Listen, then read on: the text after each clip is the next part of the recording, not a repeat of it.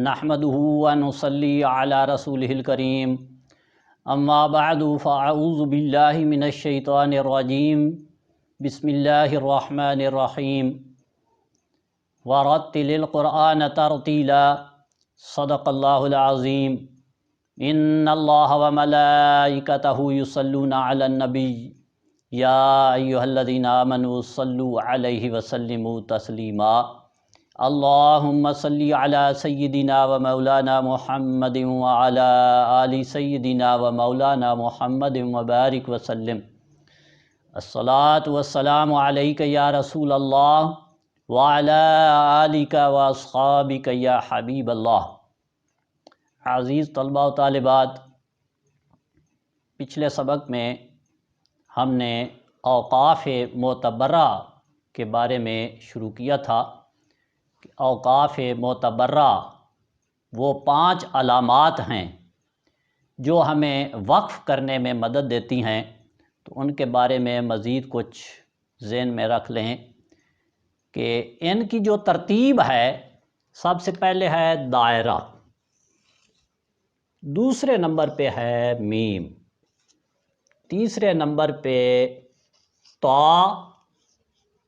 फिर है जीम और आखिर पे है ज़ा।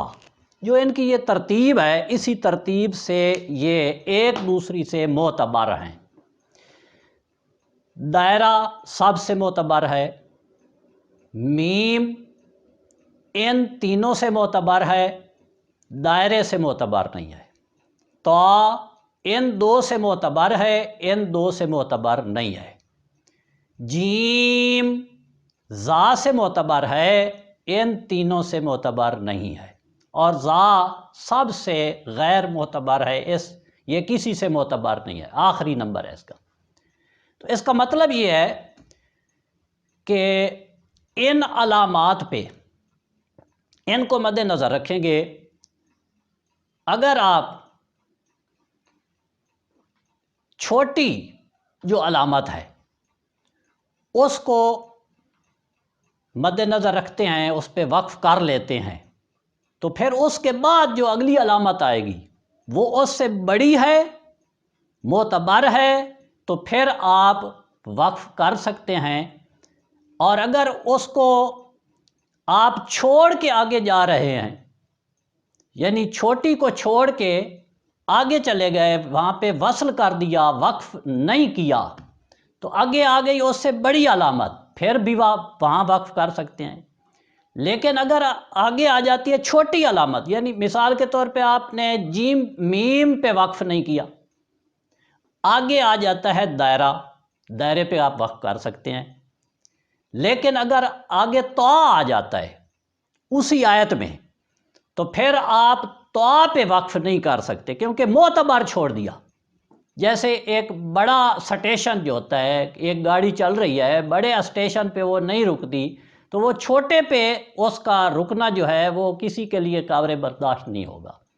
एतराज़ लगेगा उस पे कि ये बड़े स्टेशन पे नहीं रुकी, छोटे पे जाके क्यों रुक गई है। तो इस तरह इनका ये तरतीब का लिहाज रखना है। फिर ये है वो मकामात जिन पे हम वक्फ़ कर सकते हैं। अगर इनके अलावा कहीं सांस ख़त्म हो गई, किसी मजबूरी के तहत रुक गए, तो फिर क्या करना होगा, इआदा करना होगा। अगर इन पे वक्फ़ किया है तो इब्तिदा करेंगे, अगर इनके अलावा किसी जगह पे वक्फ़ किया है तो फिर इआदा करना होगा। इसके अलावा ये एक अलामत होती है ला। जहाँ पे ला हो इससे तो बिल्कुल बचना है। ला का माने होता है नहीं। ये जिस तरह कहीं लिखा होता है ना, यहाँ पे स्टॉप करना मना है, तो ये मना वाली अलामत है। यहाँ पे वक्फ़ नहीं करना, या तो ऐसे 1-2 कलिमात आगे चले जाएं या इससे पहले पहले वक्फ़ कर लें, इसका लिहाज रखना। हाँ, अलबत्ता ये दायरे के ऊपर आ जाता है ला। दायरा सबसे मोतबर है, इस पे इसका लिहाज नहीं रखेंगे, दायरे पे आप रोक सकते हैं और फिर आगे इब्तिदा भी कर सकते हैं। تو یہ علامات ہیں، ان کا خیال رکھنا ہے۔ دوسری بات، اس کو کہتے ہیں محل وقف، وقف کا مقام، کہ آپ کہاں پہ وقف کر سکتے ہیں۔ دوسری بات آتی ہے کیفیت وقف، کیسے وقف کرنا ہے، وقف کی کیفیت کیا ہوگی، انداز کیا ہوگا، کیا طریقہ کار ہے جس کے ساتھ ہم وقف کر سکتے ہیں۔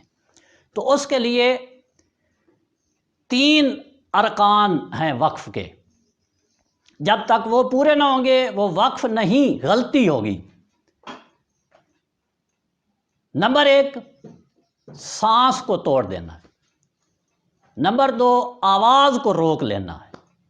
اور نمبر 3، آخری حرف کی حالت کو بدلنا ہے مناسب انداز سے۔ اس کی آگے پھر وضاحت آ جائے گی کہ کس طرح بدلنا ہے۔ تو یہ تینوں باتوں کا خیال رکھنا ہے۔ اگر آپ سانس توڑ دیتے ہیں، آواز کو نہیں روکتے، سانس توڑ کے جلدی سے اگلا پڑھنے لگ جاتے ہیں، تو یہ وقف نہیں ہوگی، غلطی ہوگی۔ اور اسی طرح آواز کو روک دیتے ہیں، سانس نہیں توڑتے، پھر بھی غلطی ہوگی۔ اور اگر وقف کی، جس طرح پیچھے میں نے مثال دی تھی، الرجیمی، یہ وصل میں میم کی زیر اور وقف میں اس کی زیر نہیں پڑھیں گے، تو یہ مناسب تبدیلی جو ہوگی یہ بھی نہیں کریں گے تو غلطی ہوگی۔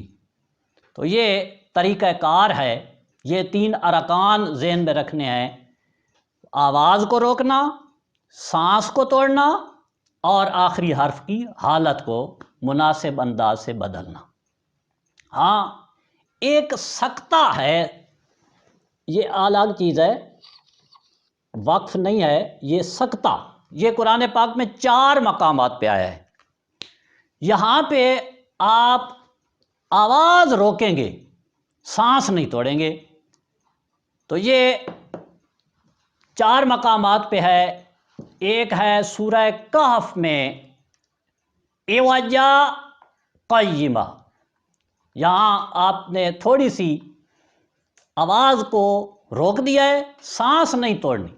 اسی طرح سورہ اگلا جو سکتا ہے سورہ یاسین میں ہے، مِن مرقدنا ھذا، ایسے آواز کو روکیں گے، سانس نہیں توڑنی۔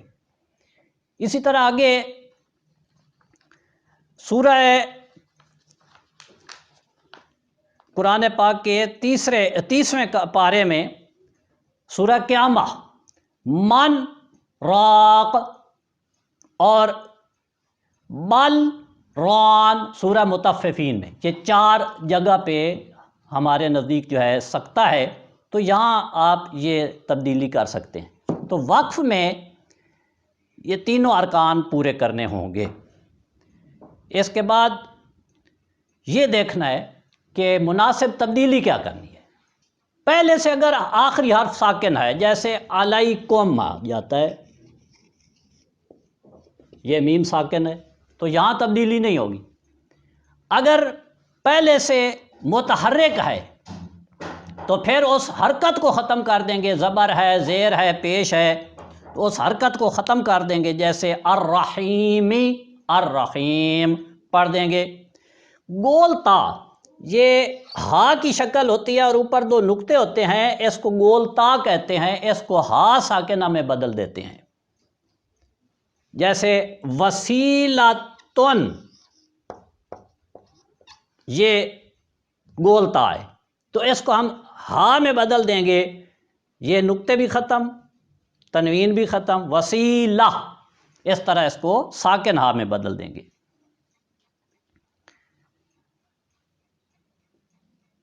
تنوین، زبر کی تنوین کو